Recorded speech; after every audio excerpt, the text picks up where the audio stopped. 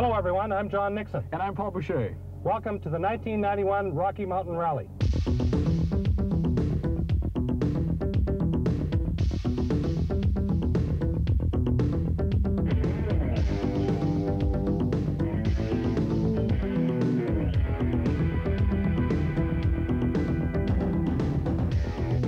We're about to begin the 18th annual Rocky Mountain Car Rally, and John Nixon is here to tell us exactly what pro car rallying is.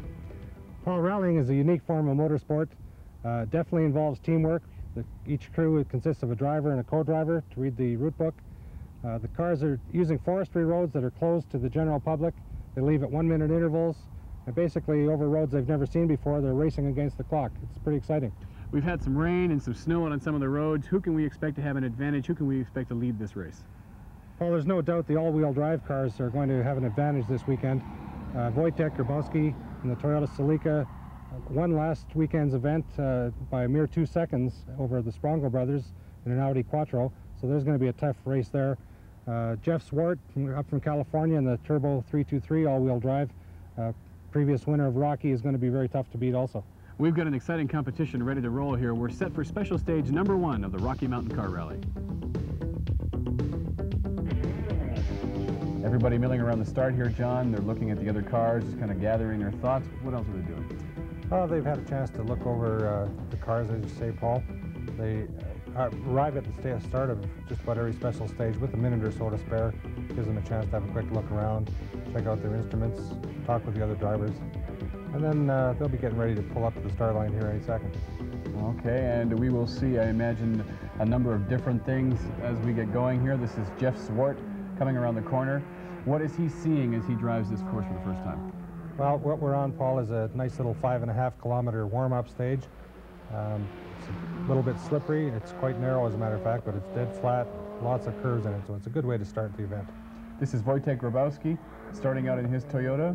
He's won the last event leading into this championship. Yeah, he's looking for a doubleheader this weekend. Hopefully he'll pull off another win and be well ahead in the Canadian Series. Car is already dirty. Looks like the road's a little slick, a little wet anyway.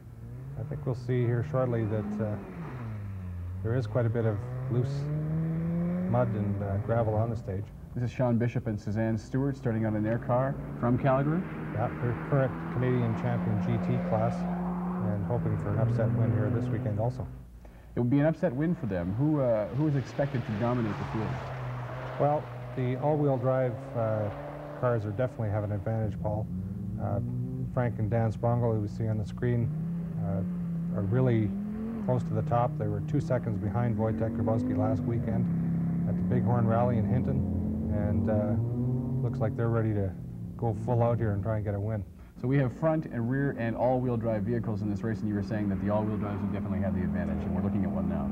Yeah, all of the loose conditions that we have this weekend are very suitable for all-wheel drive, especially with cars like the Audi Turbo Power, etc. They've changed the face of rally driving too, haven't they? They sure have. It's not quite as spectacular to see the all-wheel drives coming around the corner. Here we have a chance to go out with George Descalis in the RX-7, which is a rear-wheel drive car, and see what he can do. And this is the most spectacular driver, this more spectacular type of car to watch in a rally, because they swing out in the corners. And absolutely. You've got to get the rear end sliding around on these rear-wheel drive cars to keep them on the road. And as we can see, with the muddy conditions, it's everything they can do to keep on this narrow track. And they've got to react very quickly. This is the first time they're seeing these roads, and you can see that he's adjusting, compensating all the time. Absolutely, Paul. It's you're driving this blind. You don't have a chance to practice it, and it sure gets the adrenaline pumping. His co-driver, what is he doing at this point? What is he doing for Georgia? He's looking at the route book, and every single portion of the special stage is marked in there. For example, in this stage, I think there were 2 cautions noting a couple of bad corners. And corners that could throw you off the road? Yeah, anytime there's a hazard, we put it in the route instructions to warn the drivers that there's a hazard. There has to be a description of the hazard, of course. This is the start now. The starter's holding them back? Yeah, these cars start at 1 minute intervals normally, and what they'll be doing is waiting for their minute to come up. The start marshal here will be giving the countdown, and the last 5, 4, 3, 2, 1, and they spin their wheels and away they go, trying to beat the clock right to the end. And who are we watching here? This is Mark and Walt Peterson from Olds, Alberta. Walt's just put in a fresh engine in Mazda GLC, and he claims that it's 220 horsepower. So he's looking for quite a fun ride this weekend. He had been a hobbyist up until this point, from what I understand. That's right. I think we'll see Walt and Mark probably go to a few more of the nationals over the series this year. And this would be? Ewan Hanchard, local Calgary driver, with Bob Burton on board from Saskatchewan as the co-driver. They've been teamed up last year at this event. And Ewan's always a competitive driver. Once again, a rear-wheel drive Toyota. And we're seeing some older makes of cars as well here. We're not limited exclusively to new cars like the Audi. Oh, exactly, Paul. As a matter of fact, here's the oldest car in the field, a 1972 Datsun. It's got a few differences. It's got a turbocharger and a new engine, and young Frank and Scott here will be making this baby fly, I'm sure. This is how you got your start, isn't it? Exactly. A lot of people got started in rallying in old 510s. They came quite suitable for rallying because of the independent suspension and some decent horsepower, and we don't see too many of them anymore. At the start here, we can see them rolling up a window anxiously. It's illegal to ride with the window down, isn't It sure is, Paul. It's not only illegal, you can get awful dusty or wet from the elements also. it? How many cars in this rally, John? Paul, we've got 22 starters at this event, which is a little bit low for nationals, but right on track for the Western events at least. Okay, well, we'll have 8 special stages in leg 1 of this particular rally, and we can tell you right now, at the end of leg 1, here's what we were looking at. The Sprongo brothers were in the lead in the open class in their Audi Quattro. Jeff Swart and Dave White from California were number 2 in their Mazda 323 GTX. Walt and Mark Peterson, surprisingly, in their rear-wheel drive vehicle were number 3. Wojtek Grabowski and Jurek Grabowski were having some problems with their Toyota. They were in 4th place. Descalis and Walkington were in the open class, number 5. In the production class, Clark and Simons were first there, and they were the highest-ranking front-wheel drive car at this point. Bishop and Stewart were in 7th position, and overall, number 1 in the novice class, but in 8th position after 8 special stages. Frank Stokerback and Scott Stanland in the oldest car in the field at 72 Datsun 510. We're here for the start of Stage 9, Day 2 of the Rocky Mountain Car Rally.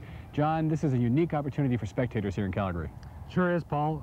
We try and bring the rally to the people by having a spectator stage inside the city limits, and they can get a little closer look at what these cars are up to. And what we've got here today is a 2-kilometer course set up, 1 car at a time again against the clock. And some of the things that we'll likely see here are some tight corners. We're going to have a first look at Tim Bendel, who didn't fare well yesterday, the Pontiac Fiero, which really does put on a good show. And we'll look at Wojtek Grabowski trying to make up some time as well. You bet. At the beginning of this stage, we were just talking about how good this is for spectators, but we see also that it's a good chance for media to set up. Sure is, Paul. As a matter of fact, besides the media getting advantage points, we have the service crews that don't often get a chance to see a lot of the action. We put them in here also. And they're just getting the course ready now for the first car. The first car we're going to see is Jeff Swart. Once again, Jeff not far behind, really, in 2nd position as we see him here. Oh, he's got 6 stages to go today. He's hoping to make some time back on the Sprongo brothers. Well, we wish him the best in that. We had a chance to talk to Jeff just before we got underway in this stage, and here are some of the things he had to say. Jeff, you won this rally 2 years ago. What do you think it'll take to win it this year? Something to happen to the Audi, basically. Do they have that much of an advantage on you? They have a good advantage on us right now, and I'm trying to sell my car, so I don't want to damage it out here. You can do the hockey thing, though, and hope that the car wins, get better value for the car. Yeah, well, that's what we would like, but the Audi's going really quick, and the conditions were really slippery last night. Slipperiest rally I've ever run. Really? So consistently it was slippery. How did you find the fog affecting your driving? Really not very much. There were a couple very foggy sections, but other than that, it really wasn't that foggy. One of the things I wanted to ask you about, you traveled all this way for this rally. You came up from California. Yeah. How do you find the support different in the States here, and then do you drive in Europe as well? No, I haven't driven in Europe, but this rally is so well run. It really goes one stage after another. It's very consistent. There's not a lot of problems, and the roads are some of the best in North America. It's really enjoyable. That's why I decided to come back up here. What are some of the things that differentiate this rally then from others, aside from road conditions? It's a very nice rally. And for me, last year running the championship in the United States, it's kind of fun to come run a no-pressure rally. and just go out and have a good time. This was Rally of the Year last year. What kind of things determine a rally to be that heralded? Organization and the roads. When you have this great of roads combined with this great of organization, that makes it really great because you know, there's lots of potential problems in running a rally. And when you don't have those problems, that's a credit to the organization. Well, we wish you good luck today, Jeff, and hope that we don't want to hope that the Audi develops problems. We hope the car runs well. I don't want that. He's doing a great job, so we'll see how the day ends up. All right, take care. Okay, thanks. Well, as impressed as Jeff is with the organization, I think spectators are impressed by his driving here. He's doing some fairly spectacular work. Sure is. He's got that four-wheel drive humming right through here, Paul. He's got some really tight corners in here. You were talking about how much steering and how much work they actually have to do through this stage. Well, the idea of the spectator stage, of course, is to get the spectators something to look at. And if you have them going too fast on the wrong kind of roads, they don't get a real close look at the cars. Really close to the action here, too. This is one of those sports where you can actually be fairly close. Yes, we take good precautions here with marshals as you see them with the yellow bibs on to make sure that nobody gets in the wrong position.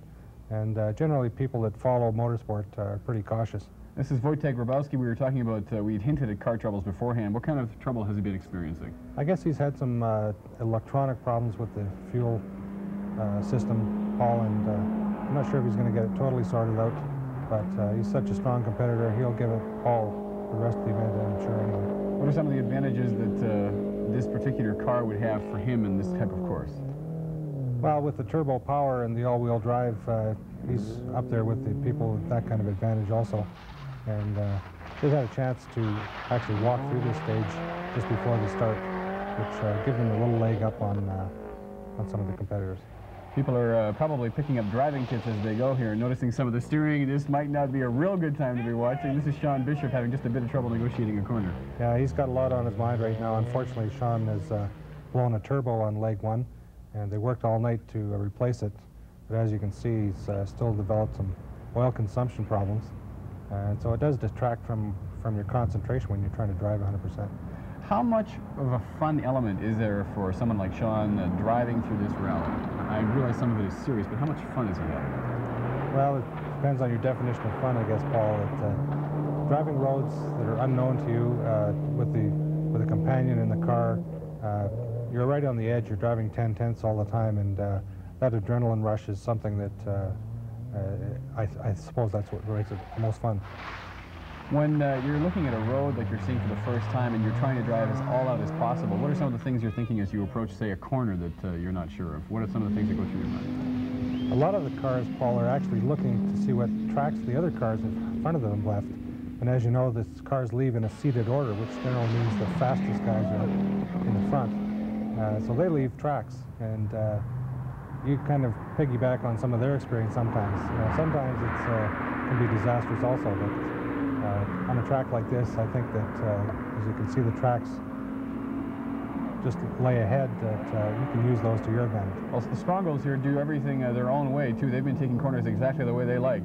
For example, it looks like we're a little bit off the beaten track here, and that's fairly common when you're trying to drive 10/10 also, Paul. This particular car, the Sprongos driving, we were talking about how this car is so strong for them and how it does stay on the road very well. Is that only the all-wheel drive, or is that a combination of car technology and driver? It's a matter of preparation, and the more time, and even sometimes in dollars, the time and dollars spent in preparation really show up because these things go for 12, 14 hours at a stretch over 1 or 2 days. And they see all different kinds of terrain. You've got to have something that's going to take the advantage. There's another good example of a rear-wheel drive car doing some spectacular corner work. This is Descalis again, and we had looked at his in-car footage before, and in just a few moments we'll have a chance to look at the in-car footage from Dave Clark. You get a little different perspective from the rear-wheel drive of George's car to the front-wheel drive of Dave Clark's car. And there's some subtle differences in how you approach the corner, how you leave the corner for that matter. He's approaching these corners and swinging that rear wide, just like you said they would with a rear-wheel drive car. It's a technique known to most drivers as the pendulum. And what you do is you have to get the rear end slatting. A little bit of a faux pas there with the car stalling. It's pretty slippery there. Well, let's take a look then at what it looks like in a front-wheel drive vehicle. As Dave and Lynn take off on the spectator stage, Paul, you hardly know it, but there's a lot of pavement under here, but there's enough dirt and mud sliding across the road to make it real slippery. just how slippery is real slippery, John? I think Dave's about to show us. There you go. Doesn't matter what kind of rubber is on your car there, and you got that much mud on the road, it's hard to keep traction. There's a piece of tape on the steering wheel here, John, and you pointed that out to me before. What is that for as a driver? It serves a couple of purposes, Paul. One is to give it the top of the steering wheel location for the driver should he start getting into some difficulty, and also whenever he has a minor off-road excursion, bumps one of the tires or whatever, it can help you to determine that you've got an alignment problem. You're going to adjust your driving accordingly, and you're also going to, when you get to your next service point, you're going to try and get it fixed, of course. I know in Europe they're used to having spectators stand in a lot of various stages. Is that a distraction for you as a driver if you're approaching a corner and you see spectators? Do you take that into account, or do you let them pretty well take care of themselves? I think the norm in North America, Paul, is that whenever there's spectators, there's something about the road or the road conditions to be wary of. And if there's no caution instruction in the instruction booklet that Lynn is showing us there, you better just drive maybe just accordingly and make sure that you aren't caught unaware of it. Spectators looking for some spectacular corners, essentially, is that the logic behind the driver's thinking? You bet. Wherever there's some good action, the spectator wants to find his vantage point. One of the things we're hearing in the background is instructions pretty well essentially being shouted from co-pilot to pilot here. What are they saying? Well, there's a number of instructions in this special stage, and the driver and co-driver both have an intercom system, and she's telling them about the corners and when they're coming up. Also, you might have noticed that there are a number of arrows on the corners, so there shouldn't be any way that the driver can go off course on this stage. Just coming around the final corner looking for the flagman on the left. The flag goes down, the time is taken, the car close to a stop, and we're finished that spectator stage. He now takes off on a transit section. We're back to the track. This is Tim Bendel in the Pontiac Fiero. The technical term for what's happened to Tim is he's been time barred. That's right, Paul. Due to a problem in their electronic fuel injection system in the fuel bump circuit, the car did not make it to the start of stage one yesterday, but the organizer has granted that because of the short field, and it's quite a spectacle to see this car in action, that they've put him at the back of the pack, and he's running for the fun of it today. There's no pressure on him. He's having a good time, obviously. He wishes he were part of the competition. But that's for sure. Tim, as you probably know, is a past Canadian champion. The car has not had a great finishing record, but Art McKenzie, who's the owner of the car, and Tim are great sportsmen, and they put on such an excellent show. I think it's worthy that they've been allowed to run the end of the rally. We make a big point about the rear-wheel drive spectacle that some of these cars can put on. Tim would probably be the most spectacular example. That's right. With the mid-engine, the rear-wheel drive, it makes for good spectator.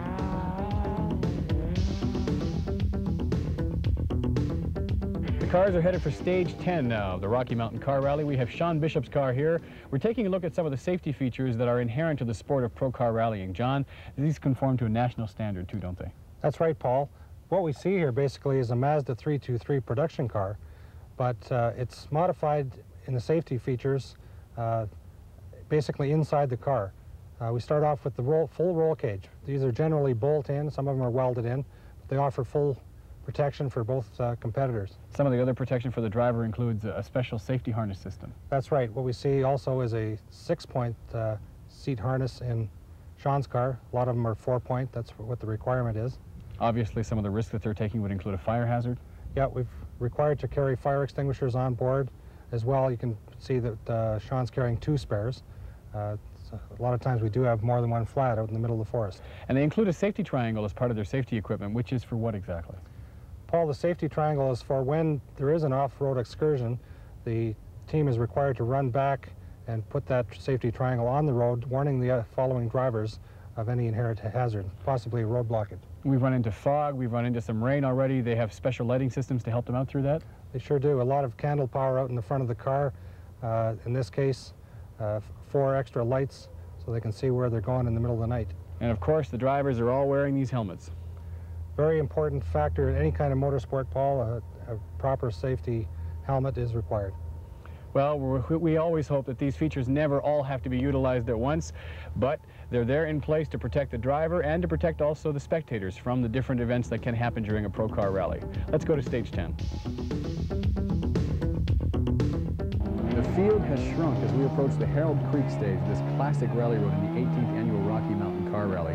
As we watch Jeff Zwart depart, we can tell you this road's already taken its toll on the rally. Let's find out what happened to Wojtek Grabowski and his Toyota Celica. We're with Jurek Dabrowski, who is, of course, Wojtek Grabowski's co-driver, and they had a problem coming around this corner. Jurek, can you describe what happened to us as we just got a good look at the car? Just before the corner, it didn't look that bad. It was just the left exposure in a road book, which was quite few already on the stage. This one was a little too tight, and probably we went a little too fast, and Wojtek, of course, couldn't save his car. We just rolled down probably 3-4 times and landed quite safely. So I just don't want to say that rallies is only crashing, but sometimes it can happen, of course, but it's still very safe. Well, happily, you're both safe, which is the really good thing about this. What were you thinking as, this may sound like an inane question, but what were you thinking as you were going over the edge? Of course, to save yourself. So then you just grab something, grab the handle, something, tight a little yourself, and just hope for the best. What was it about this particular turn then? It just coming in a little tight, no room for error, is that correct? Yes, definitely on this one there was no room for errors and was a little tight. And you said that after you came out of the car, you even warned a couple of the other cars coming right behind you. Yeah, usually what happens, if you off-road, you have to take the triangular with you and run towards the next car running and just warn them. So that's exactly what we did, and probably we saved few cars because number 7 was pretty close, even because of our warning, still was very close to go off. So what kind of speed were you traveling at when you hit that corner? Probably around 60. Wasn't that fast because it's still quite slippery. We're happy to report that the Beaver Dam is fine. We're not sure about the car, but we started it up a few minutes ago, and it'll be heading back on its own steam, and everything is fine with you. Yes, it is. Well, we're sorry to see the race end for you this way, but thanks for the time after the accident. Very welcome. We should be ready for the next one. Well, aside from that mishap, John, have we seen pretty well what we've expected to see so far today? Yeah, the big surprise was the enormous lead that the Sprongles pulled out early on in the rally. Jeff put in a solid drive here, and looks to be really enjoying himself. Now, the Sprongles were aggressive all the way through. They took a huge lead, what seemed almost an insurmountable lead, an unusual lead, I'd say. Yeah, they had a fairly trouble-free run, and they were quite surprised as anyone actually to have that lead at the beginning. This is kind of a tough corner here. You come down from that corner we just saw uphill, and then they take this sharp right. Yeah, it's an excellent drive by Frank. Last stage of the rally, he's got a big lead, but he's not backing off an inch. It's one of those things where you can't lose your concentration. If you try and drive at 8/10, you know, it might be inviting a disaster. Nobody is driving as aggressively as they have. What is George thinking now as he goes into this stage of the rally? George wants to make sure he can maintain his position. He wants to have a nice trouble-free run. What's playing on these drivers' minds is they've got to maintain their same level. They can't think about this being the last stage of the rally. They've got to finish strong. We can think, too, of the weather. We saw the rain just a moment ago, and at this altitude, it's sometimes hail and sometimes snow. How much has that played a factor in this part of the race?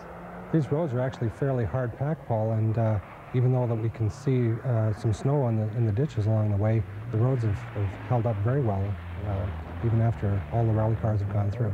Tell us a bit about this particular road, your fond memories of this Herald Creek Road. Boy, we sure do. We've rallied this road for quite a few years, since the first Rocky back in '73. And each year, unfortunately, it's getting a little bit shorter.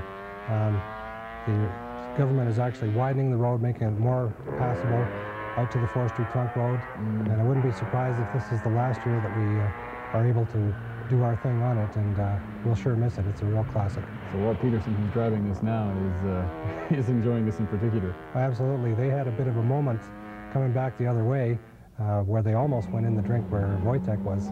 But here's our Fiero. We're looking for a big time and a spectacular shot here as they come down. Yeah, he's a little slow getting away from the start. Sometimes he's had to start in second or even third gear. They're still working on problems. Oh, that's what brings people out to the woods, Paul, to see what these cars are doing. And they got it all. In this particular rally, they had a little drama with the accident. They had some terrific driving by all the different competitors. Congratulations to all who participated in the 18th annual Rocky Rocky Mountain Car Rally. National Rally Director John Nixon is here to tell us how things turned out. Paul, 16 of the original 21 teams managed to finish the event.